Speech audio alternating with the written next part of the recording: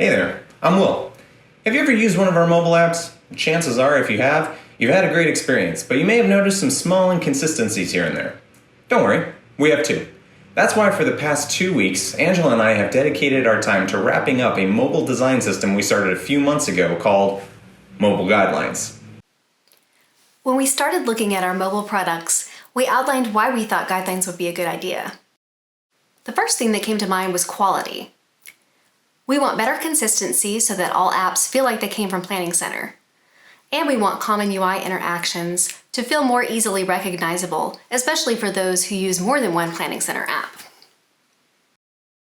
The second reason for mobile guidelines is increased efficiency. App updates can happen more quickly since the team is on the same page and have a common visual language to use as reference. New app creation can also happen more quickly since the core design components can be used for rapid prototyping and initial implementation. Finally, we thought team happiness was an important idea behind the mobile guidelines. We want to help eliminate ambiguity in mobile design for other designers, and we want developers to be able to add new features with confidence. Understanding why we wanted to tackle this, we then defined our goals for the project. 1. To create a foundation of reusable visual components for designers. 2. To establish a reference for both designers and developers with a foundation for common interfaces. 3. To design our apps to feel more native to the device it's viewed on. This gives our users some built-in intuition for how to interact with our interfaces.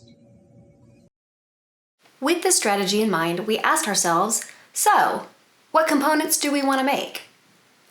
To figure this out, we did a comprehensive evaluation of both the services and people mobile apps to find common interfaces and interactions. From there, we targeted what we saw as the 8 major categories that we wanted to address.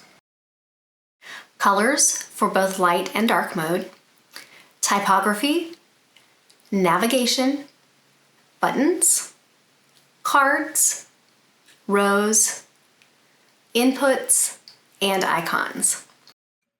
We've set up the mobile guidelines within a design application called Figma. And Figma allows us to easily share files with designers, developers, and product managers. This enables us to work together on improving the design system as the components evolve. The component library can be used in any other Figma file within the Planning Center team.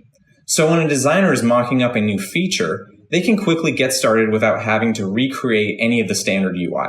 Plus, they can use the components as a starting point to create something new, but it still feels consistent.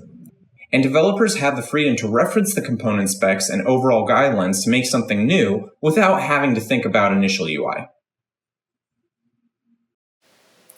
Mobile Guidelines is a living document and serves as a baseline for how to get started with new ideas.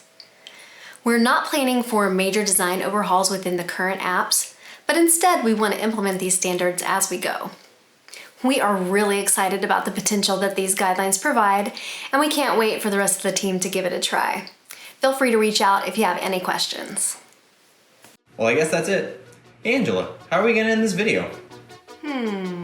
Virtual high five?